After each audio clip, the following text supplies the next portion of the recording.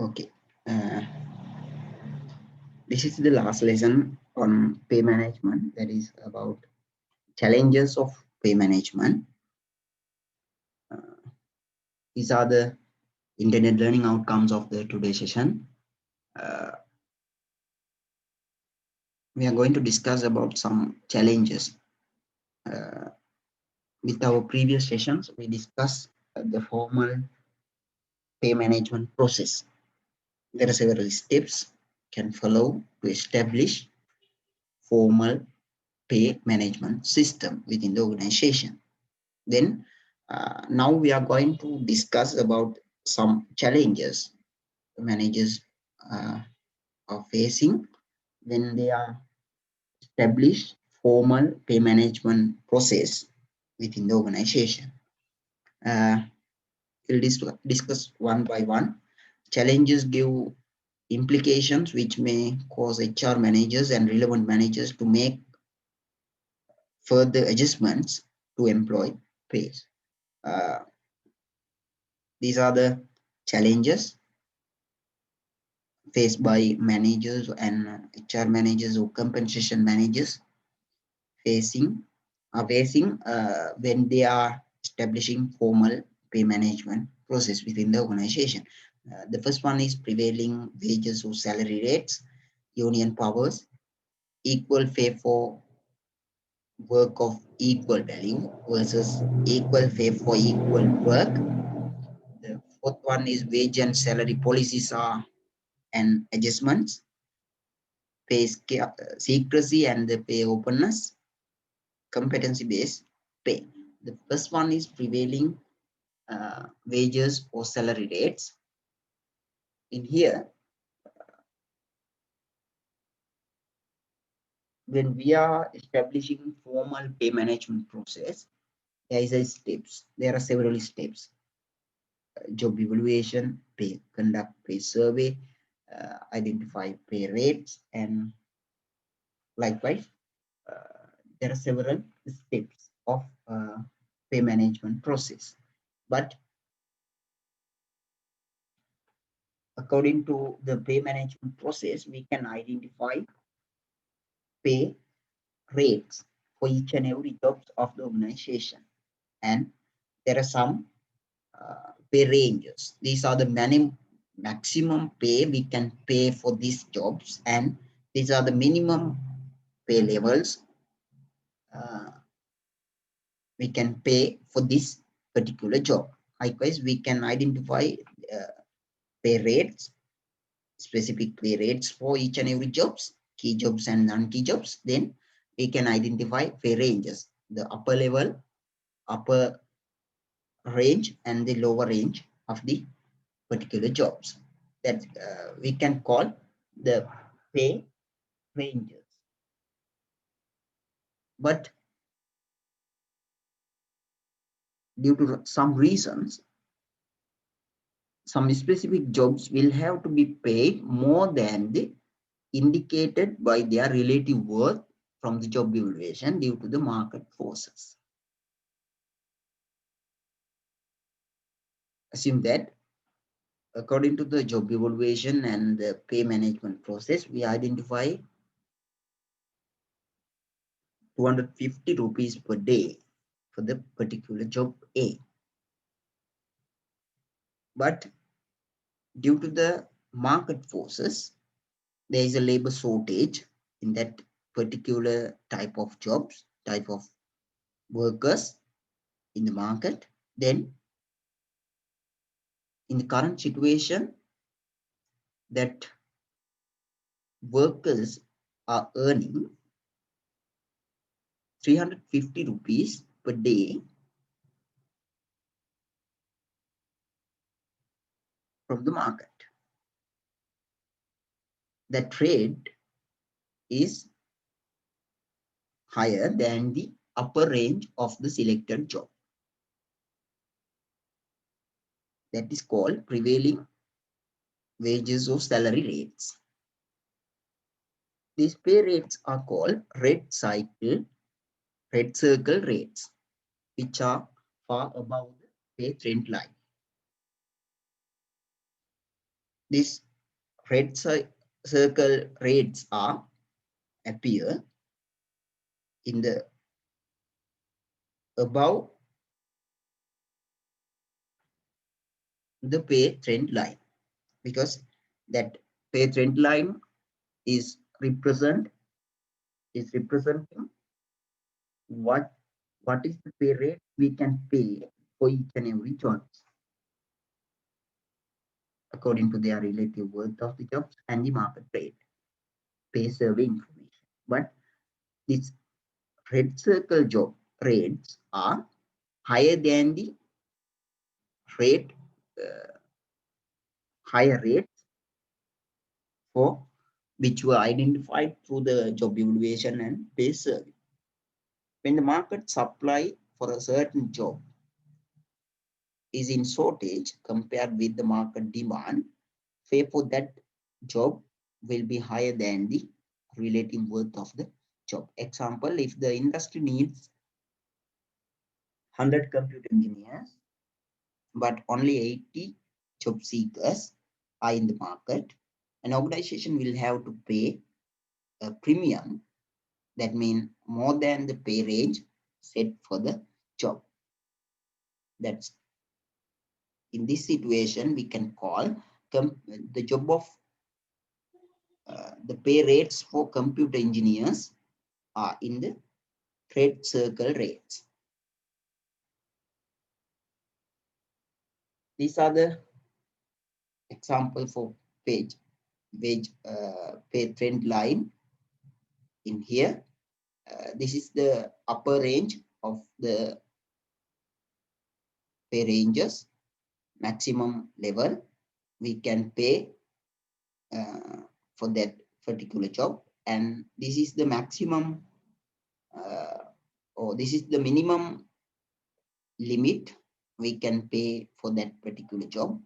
But in between this maximum and minimum, we can pay any rates for any jobs in the organization. But if we are paying for particular job in here, that is upper, that rate is upper than the maximum level we can pay.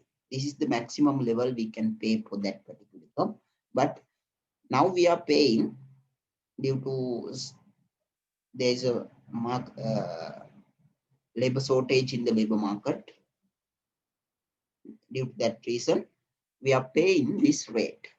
That hourly pay rates is higher than the maximum pay rates. That's called red circle rates. That is challenging for the pay management process. If there are several jobs in the red circle rates, our pay management process not workable, because there are some variations between what we decided through the pay management process and what really market practice.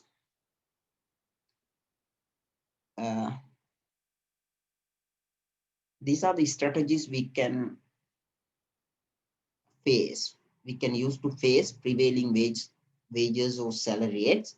The first one is train and develop personnel internally. Is there any shortage in the computer engineers? We can train and develop within the organization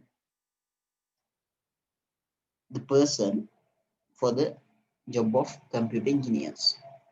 Then we can pay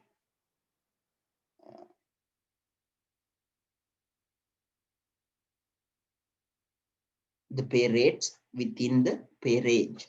That means in between maximum pay rates and the minimum pay rates, nearly in the pay trend line. Then the other strategy, help educational and professional institutions to increase the supply by providing facilities. We can support we can contact and give some contributions to develop computer engineers through the professional institutions. They are providing computer engineering degree programs or computer engineering professional courses. We can help that educational and professional institutions. Then they will increase the labor supply. That is another strategy. Then the market rate will decrease because uh, there is a labor supply. The second challenge for the pay management is union power. There are two types of organization: unionized organization and ununionized organizations. There is a in Sinhala වෘත්තීය සමිති සහිත සහ වෘත්තීය සමිති රහිත organizations සංවිධාන. Unions which are more powerful are likely able to obtain pay rates out of proportion to their relative worth. Union powers which were not considered during the pay management process, but there is a third hand that is influencing for the pay management process. Example: job pricing determines that the 250 per hour is appropriate from the job evaluation job of electricians. However, the union claims on 350 as the pay rates for the job. The organization will have to pay 350 per hour because it wants to maintain industrial fees. Otherwise, there may be strikes or some other union actions may be happen due to the union demand. If really practice pay management process, the organization determine only 250 rupees per hour for the job of electricians. But there is a third hand that due to that influence, they are claiming 350 per hour for the job of electricians. But the organization, there are two options. They can pay only 250 rupees per hour based on the pay management process. The second option is organization can pay 350 rupees per hour due to the union influence, trade union influence. What options organization may select? If the organization select the first option, that is paying only 250 rupees per hour, that may be trade union actions. That may be strikes or some other actions. But if the organization pay 350 rupees per hour, that may not occur any trade union actions. That is maintaining industrial fees. Therefore, organization will have to pay 350 rupees per hour because of the maintaining industrial fees. But that influence may not consider during the pay management process. That is another challenge facing by the HR manager or compensation manager within the organization in their pay management process. Equal pay for work of equal value versus equal pay for equal work. That is another challenge. Please be careful to identify the difference between equal pay for work of equal value and the second concept is equal pay for equal workers. The first one is equal pay for equal works. Work is the idea that the same pay should be given to two employees who do the same job. if other factors are remaining constant. If all other factors, their working commitment and their working hours, their contribution to the organizational success are equal, if there are two workers, if there are two workers who are working in the same job, assume that the nurses, two nurses working for the private hospital. Then, if other factors are remaining constant, these two nurses should be paid in equal ways.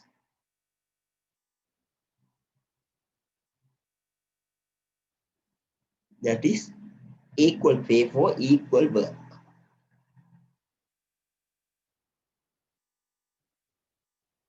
The second option, equal pay for work of equal value, is the idea that jobs of the same relative worth by getting identical point value from the job evaluation, so they differ by job title, should be paid equally. That is another situation. In our previous situation, the job is same, the job of nurses, but working more than one employees. Two nurses, they are earning equal wages or salaries. But in here, there are two jobs. If the job of nurses and the job of mechanics are get the identical point values from the job evaluation, both jobs are to be paid equal ways. That is another situation.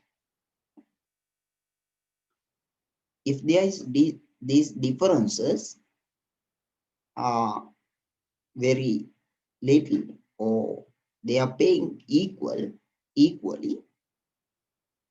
the fairness will damage. If the nurses and mechanics are get the identical point values, it means the same point values from the job evaluation, and the pay surveys also get the same market rate, then we have to pay equally for the job of nurses and the job of mechanics. But if we are paying the equally for nurses and the job of mechanics, the fairness will damage. When we are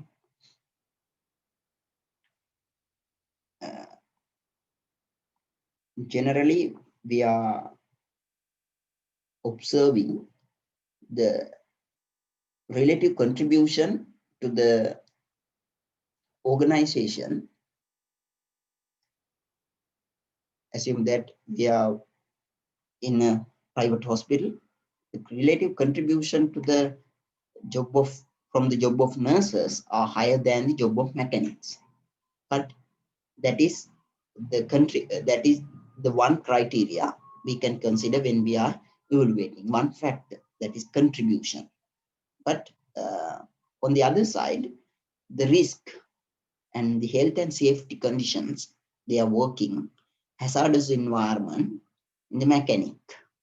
Due to that factor, the equal final job evaluation value may be equal. But in the appearance, there are some differences. But when we are doing in-depth job evaluation or serious job evaluation, we can get identical values, the same job evaluation values for two jobs, but that make contradictory or conflict when we are paying the equally for nurses and the job of mechanics. That is another challenge for the pay management. The theory of equal pay for work of equal value reduce or remove the pay gaps so as to ensure fairness. However, this comparable worth pay theory ignores marketplace realities. This comparability ignores the market rate realities. If the nurses are paid 30,000 per month and the mechanics are paid 40,000 according to the market conditions, the comparable worth will require paying the nurses 40,000 even through the pay service. This when we are conducting, we are considering internally or externally. That is another challenge. If we are weighted on the job evaluation factors, we need to pay 30,000 for nurses and mechanics. But in the market condition, that is different. According to pay survey data, there is a 40,000. The pay rate is 40,000. Then we have to pay both 40,000. What we ignore, what we need to consider, job evaluation information or internal relative worth or the market rate. That is another challenge for the pay management. To pay the mechanics 30,000 is appropriate under the comparable worth theory. Comparable worth theory means the internal relative worth. If we are considering comparable worth theory, that is, we are highly consider about the internal relative worth of the job. Then we identified the pay rate is as the 30,000. Then we have to pay 30,000 for mechanics and the nurses as well. Wages and salary policies are an adjustments to pay premium about the prevailing pay rates policy. This policy is to attract and retain the best employees. There are different wages and salary policies and adjustments. The first policy is to pay premium about the prevailing pay rates policy. Some jobs can earn more than, some organizations may pay more than the market rate, that is prevailing pay rates policy. If we are going to pay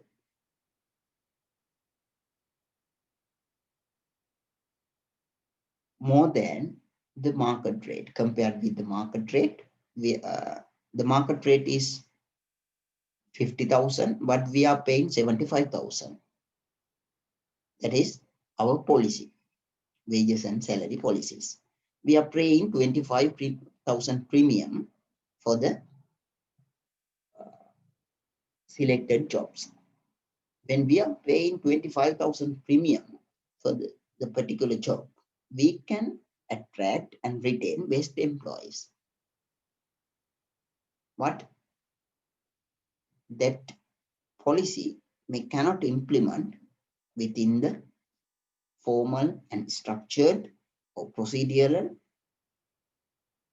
pay management process we discussed earlier.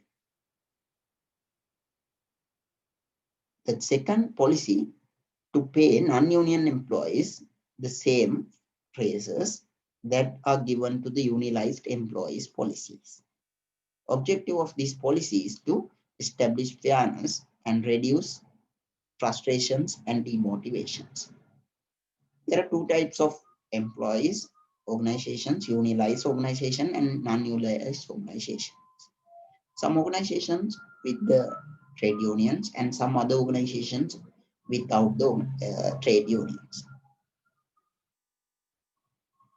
When we are conducting pay survey, we can identify unionized employees can earn for this job is this amount. Pay rate is the particular amount. But the non-unionized employees can earn only these rates.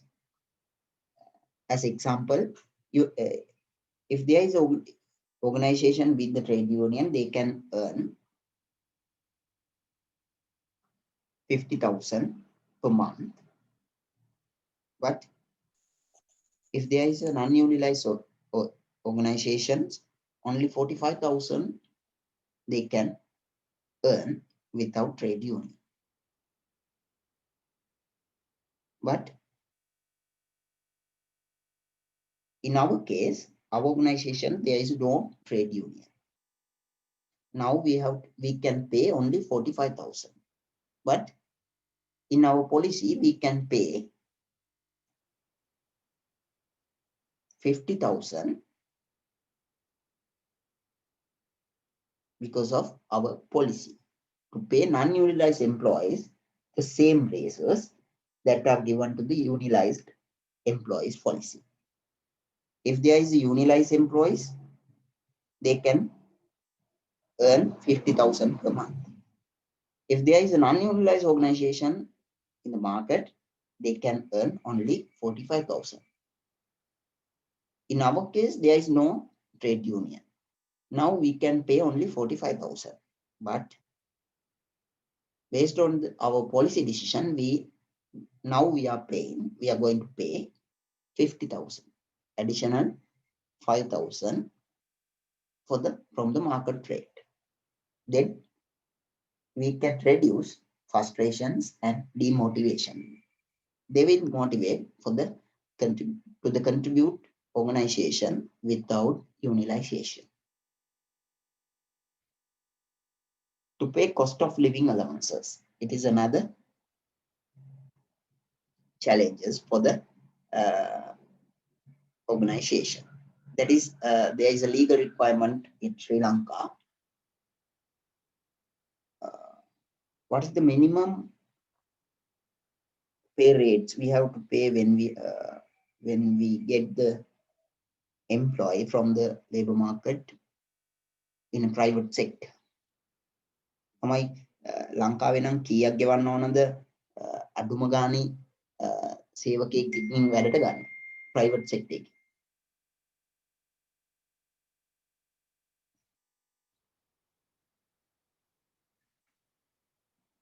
ඔයාලට හිතෙන ගාණක් ගෙවලා ගන්න පුළුවන් නැත්නම් legal requirement එකක් තියෙනවද අඩුම ගානේ මිනිස්සෙක් වැඩට ගන්නවා නම් ලංකාවේ මෙන්න මේ ගාණ ගෙවන්න ඕන කියලා?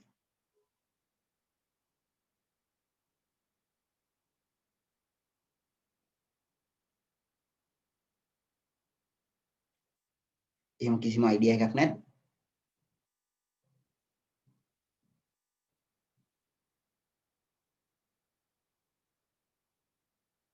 මට මේක අමතක වුණා මේක පළවෙනි දවසේම කම්පන්සේෂන් මැනේජ්මන්ට් උගන්වද්දී අහන්න ඕන ප්‍රශ්නයක්. මම තනියම කියව යනවද නැත්නම් ඔයාලා මගෙත් එක්ක අහගෙන ඉන්නවද?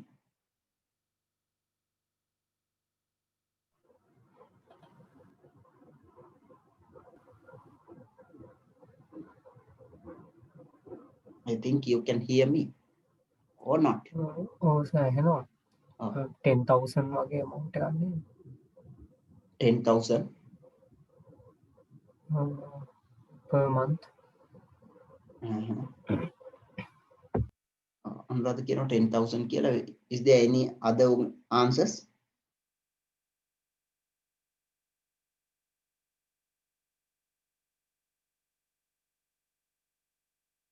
Yes.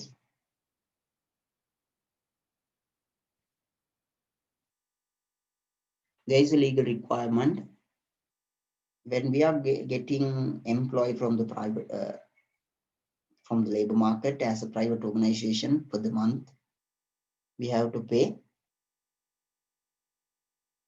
the specific amount as the minimum wage rate. I'm not going to give the answer for that. You have to find out what is the minimum pay rates we have to pay according to legal requirement in Sri Lanka. There are some other conditions may apply. 10,000 is a wrong answer. your answer is wrong. You have to search what is the minimum pay rates we have to pay when we are getting employees from the private sector. Then there are some other allowances.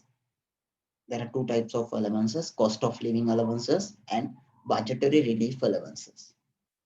ළමයි අයවැයෙන් නිදහස් කරපු දීමනා දෙකකුත් තියෙනවා. ඔය දෙකයි cost of living allowance එකයි ඔය ටික ඔක්කොම ටික එකතු වුණාට පස්සේ අවම වශයෙන් ලංකාවේ සේවකයෙක් වැඩට ගන්නවා නම් අපි කීයක් ගෙවන්න ඕනද කියන එක ලංකාවේ නීතියට අනුව තියෙනවා. ඊට වඩා අඩුවෙන් ගෙවලා අපිට මිනිස්සෙක් මාසයක් වැඩට ගන්න බෑ. ඒ ගාන හොයාගෙන එන්න. මම අනිවාර්යයෙන්ම ඊළඟ සතියේ ලෙක්චර් එක පටන් ගන්න කලින් ඒක අහන්න. You have to search. Sir මේ පොඩි එතන මේ පොඩි ප්‍රශ්නයක් තියෙනවා අහන්න සර්. Okay. මේ සර් ඒකට අර out of the scope දන්නේ සර්. ඒ කියන්නේ දැන් ඔය minimum wage එක interns ලට trainees ලට ඒගොල්ලන්ට applicable සාමාන්‍යයෙන් නෑ. නැත්නම් permanent employees එතන ලට. කියන්නේ employees ලා. permanent employees ලා. intern කියලා කියන්නේ employee category එකක් නෙමෙයි. එතන යන්නේ අර purpose එක earn කරන එක නෙමෙයි, learn කරන එක. එතකොට intern කෙනෙක්ට ගෙවන ගාන consider කරලා ඔයාලට අවමෝචයෙන් ගෙවන්න ඕන වැඩ තීරණය කරන්න බෑ. එතනදී intern කෙනෙක් ළමයි වැරදියට තේරුම් ගන්න තියෙනවා intern කියන්නේ හම්බ කරන්න යන එකක් කියලා. අනිත් පැත්තෙන් company වැරදියට තේරුම් ගන්න තියෙනවා intern කෙනෙක්ගෙන් ඕනම වැඩක් ගන්න පුළුවන් කියලා. ඒ මිස් perceptions දෙකම තියෙනවා. ළමයි හිතනවා intern ගියාම පඩියක් හම්බෙන්න ඕනේ කියලා. එහෙමත් නැහැ. පඩියක් නැතුව වුණත් intern කෙනෙක් ගන්න පුළුවන්. The purpose is learning, educating. Thank you sir. Okay. ඒක නෙවෙයි මෙතනදි කියන්නේ කොච්චරක් වැඩක අපි රැකියාවකට ජොබ් එකකට ඉන්ටර්න් කියලා කියන්නේ ජොබ් එකක් විදිහට මෙතන සලකන්නේ නැහැ ට්‍රේනින් එකක්. ඉන්ටර්න් එක අරමුණකොට කීයක් ගෙවන්න ඕනද මිනිමම් පේ රේට් එක කියලා ලබන සතිය වෙද්දි හොයාගෙන ඉන්න. ඒ හොයාගෙන ආවට පස්සේ මම කියන්නම් කීයක් ගෙවන්න ඕනද කියලා. ඔයා හොයාගෙන එන එක හරිද වැරදිද කියන එක. මම නිකම්ම කිව්වොත් ඒක එච්චරම වැදගත්කමක් නැති වෙනවා. Another allowances is budgetary relief allowances. ලංකාවේ අයවැයෙන් වැඩි කරනවා කියලා මිනිස්සුන්ගේ බලාපොරොත්තුවක් තියෙනවා. අන්න ඒක සමහර අවස්ථාවලදී සිද්ධ වෙලා තියෙනවා. ඒ අවුරුදු වල කියපු සමහර budgetary relief allowances තවමත් ගෙවාගෙන යනවා. ඒ අයවැයෙන් නිදහස් කරපු දීමනා තවමත් සමහර ලාවට ගෙවාගෙන යනවා. එහෙම දීමනා දෙකක් එකතු වෙනවා සාමාන්‍ය මිනිමම් pay rate එකට. ඒ අනුව ඔය දෙකත් එකතු වුණාට පස්සේ මිනිස්සෙක්ට අවම වශයෙන් ලංකාවේ කීයක් ගෙවන්න ඕනද කියලා ඔයා හොයාගෙන එන්න.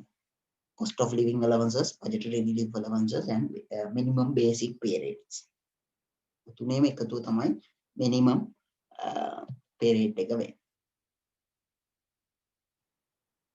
මේක මේ දේවල් නිසා සිද්ධ වෙන්නේ අර market rate එක සහ pay survey වලින් conduct කරලා අපි හොයාගත්ත real value එක තියෙනවනේ තමයි.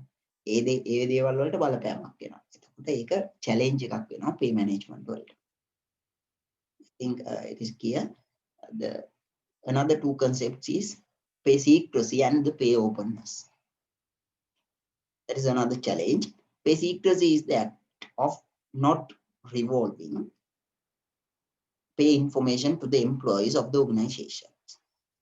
In these conditions, there are two types of pay policy: open pay policy and open pay system and closed pay system. Pay information includes pay rates, pay prices given to the other employees, and pay grades and pay ranges of the organization. Pay secrecy results in closed pay system. In the closed pay systems, there are employees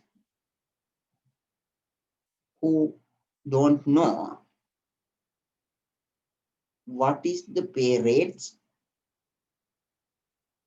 paid by the organization for other jobs. Assume that you are the HR executive in the organizations.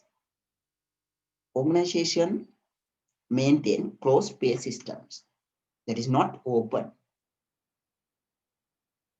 Definitely you have to know what is the amount of pay for you from the organizations. But within this system, you don't know the HR manager's salary because you are in the HR executive. As the HR executive, you don't know about the HR manager's salary, or even you don't know how much the organization pay for other HR executives as well in your same level, but you don't know. You have no information about the pay rates for others, or pay raises, promotions or increments or other incentives or pay ranges for other jobs. You have no information. That is closed pay systems. Open pay system is opposite side of this. Why uh, organizations try to maintain pay secrecy? To maintain this pay secrecy, some organizations may spend more money. There are some organizations, they are maintaining pay secrecy by giving their pay management to the outsiders. Some organizations are outsourcing the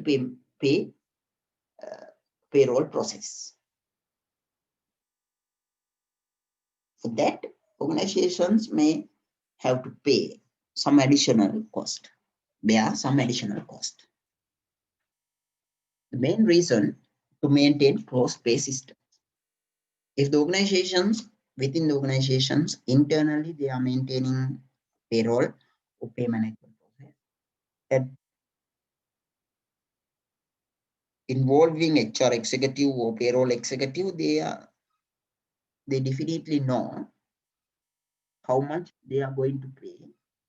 The organizations will pay for other executives and for some directors.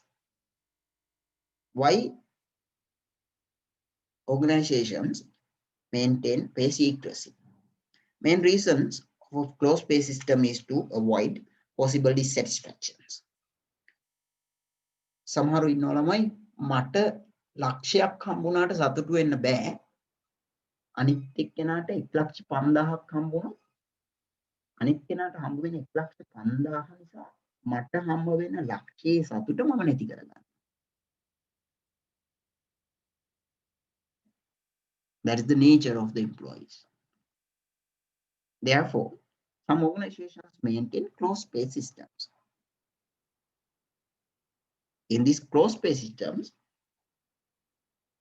organization එක closed pay system එකක් maintain කරනවා නම් මට හම්බ වෙන ලක්ෂය ගැන විතරයි දන්නේ. අනිත් කෙනාට හම්බ වෙන 1,50,000 ගැන දන්නේ නැහැ. එහෙනම් මට සතුටු වෙන්න පුළුවන් මට ලක්ෂයක් හම්බ වෙනවා කියලා. අනිත් කෙනාට හම්බ වෙන 1,50,000ක් දැනගත්ත ගමන් මට හම්බ වෙන ලක්ෂය පිළිබඳව සතුටු වෙන්න පුළුවන්ද ළමයි මිනිස්සුන්ට? එහෙම අමාරුයි. ඇයි? අනිත් කෙනාට ඊට වඩා පොඩ්ඩක් වැඩියෙන් හම්බ වෙන නිසා ඒකට ඉරිසියා කිරීම තුළ තමන්ට ඇති වෙන්නේ dissatisfaction එකක්, grievance එකක්, නැත්නම් conflicts එකක්. එන්න ඒව නැති කරන්න ඔයාට හම්බ වෙන පඩිය ඔයා දන්නවා. හැබැයි ඔයා දන්නේ නැහැ අනිත් අයට කීයක් ගෙවනවද කියලා. සමහර වෙලාවට අනිත් අයට ඔයාට වඩා වැඩියෙන් ගෙවන්නත් පුළුවන්. සමහර වෙලාවට ඔයාට වඩා අඩුවෙන් ගෙවන්නත් පුළුවන්. The main reason is maintaining or to avoid possible dissatisfaction, grievances and conflicts due to the open pay information. There will be no need for managers to explain and justify pay differences because one employee does not know what others get as pay. The HR manager or payroll manager or payroll executives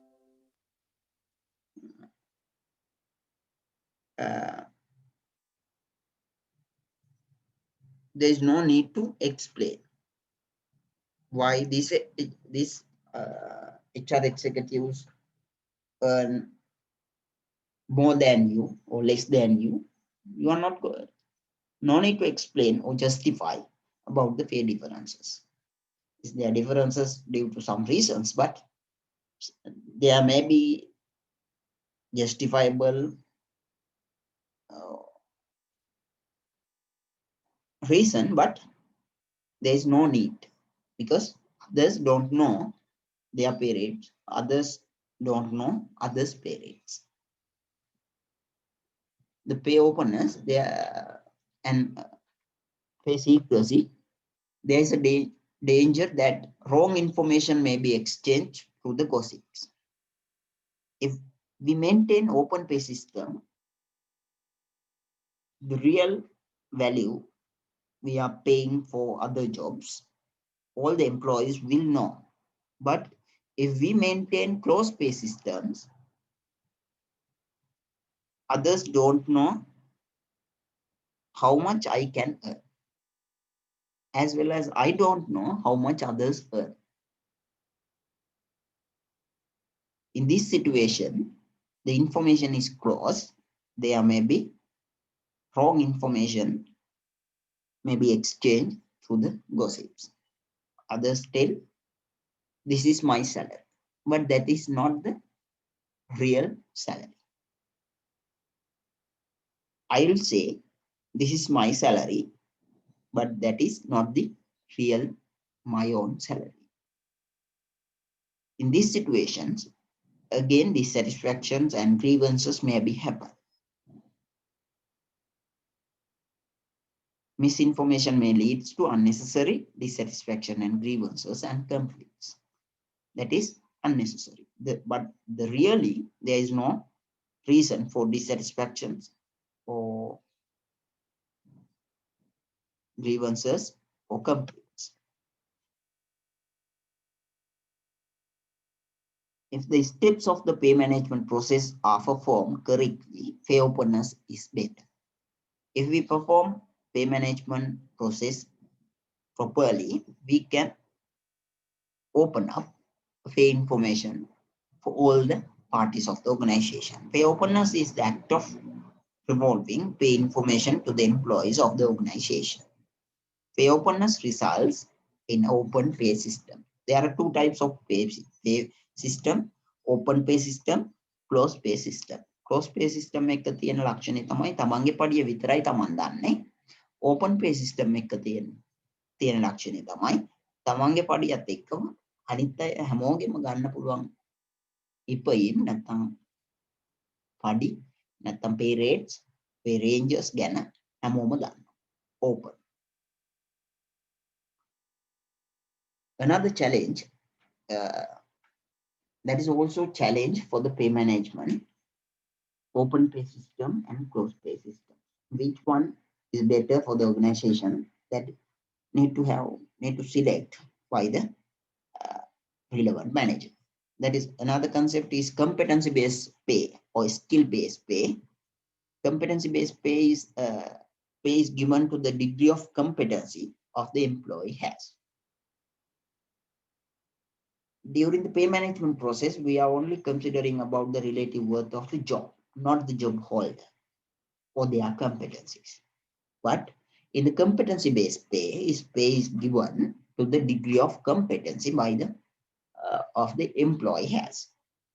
In here, the part of performance management is also involving for the combining to the pay management. Skill-based pay is alternative term for the competency-based pay. Competency-based pay or skill-based pay. When the employee's competence is increased, pay given to him or her is also increases. If there are employees with the higher competencies, they can earn more. If there is employees, they have less competencies or skills, they can earn less. Flexibility and reduced workforce are main advantages of the skill-based pay.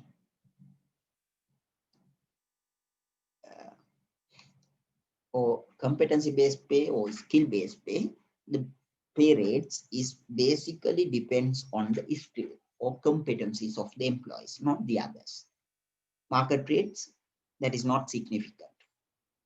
Or internal relative contribution by the job, not the holder, that is not a significant role. The skill or competencies play the significant role in this pay system, competency-based pay.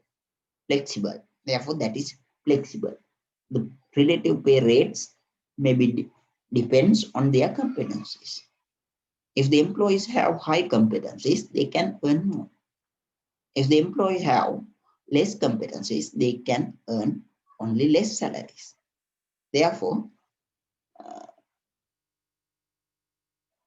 if we are practicing competency-based pay and there are some less competent or less skilled workers working with the organization, then they can earn only less salaries.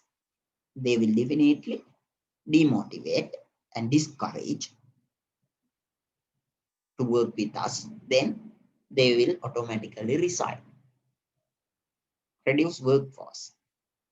Therefore, the competency-based pay automatically influence to reduce workplace by removing less skilled or incompetent employees. That is the main advantages of the competency-based pay. Potential personal bureaucracies, cost controls are the main disadvantages of the skill-based pay. Personal bureaucracies. Assume that there is a high skill or high competent employees. The overall organization performance or success is depend on the one or few competent employees. Then they have more powers to take decisions. Practical situation, this is practicing in private higher educational institutions. Competencies mean in Sri Lanka tuition masters. If there is a higher competencies, they have many number of students for their classes, they can earn more. Then some educational institutions take their management decisions depends on the that high competent tuition masters. That is their bureaucracy. Cost controls are main disadvantages. සමහර tuition organisation තියෙනවා ළමයි ඔයාලා අහලා ඇති එක tuition master කෙනෙක් මත depend වෙච්ච ඕගනයිසේෂන්. එයාගෙන් අහලා තමයි තව ටියුෂන් ගුරුවරයෙක් ගන්නෙ. සමහර වෙලාවට එයාගෙන් අහලා තමයි ඉන්න ටියුෂන් වෙන ටියුෂන් ගුරුවරයෙක් මාරු කරන්නේ. ඔය ඔක්කොම සිද්ධ වෙන්නේ කම්පිටන්සි බේස් පේ. එයා ළමයි කොච්චරක් ගෙන්න ගන්නවද සහ ළමයි කොච්චරක් රඳව ගන්නවද ඒකේ ආදායමෙන් 80%ක් හෝ 75%ක් ගුරුවරයාට. එතකොට ගුරුවරයාගේ earnings වගේම ආයතනයේ earnings depend වෙන්නේ අර competency එක මත. එක ගුරුවරයෙක්ගේ competency එකක් මත. ඒ ගුරුවරයා මත ආයතනයේ සමහර තීරණ ගන්න සිද්ධ වෙනවා. ඒ ගුරුවරයා කිව්වොත්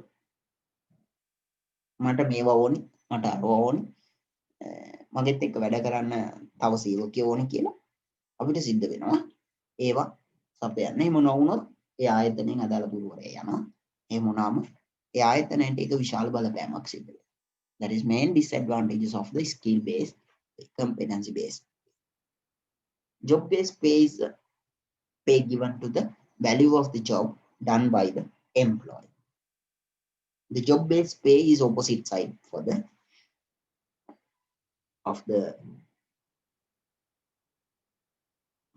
competency based pay. That is where we discuss in the pay management process. The relative worth of the job is considering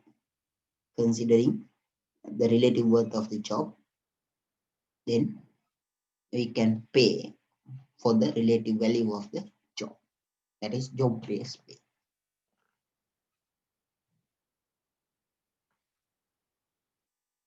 Elitism and egalitarian.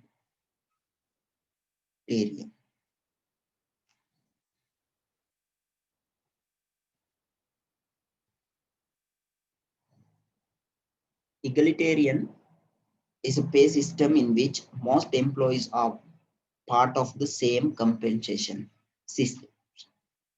Some organizations are maintaining different compensation systems. There is a different compensation systems for the production employees. There is some different compensation systems for the marketing employees. There is a different compensation systems for the finance and administrative staff. There is a different compensation systems for the top management. There is a different compensation systems applied for the middle management. There is a different compensation systems applied for the non-managerial employees. Likewise, there are so many compensation systems, but egalitarian is pay system in which most employees are part of the same compensation system. Some organizations are maintaining only one compensation systems. Including that compensation system, there is a top management, middle management, low level management, and non-managerial employees. Within that same compensation systems, it covers production employees, marketing employees, financial and administrative employees. All the employees are covered with the same compensation systems. For elitist pay system is a pay plan in which different compensation systems are established for the employees or groups of different organizational levels. That is opposite side for the previous one. Often, egalitarian is pursued by non-managerial employees and trade unions as fair. These two systems is also which one is most suitable for the organization should be selected by the compensation manager or HR manager. That is also another challenge for the organization to selecting most suitable options. That is another challenge. These are the review questions you can answer for the reviewing purpose of your knowledge. And these are my references. Thank you very much for joining the challenges of the compensation or pay management.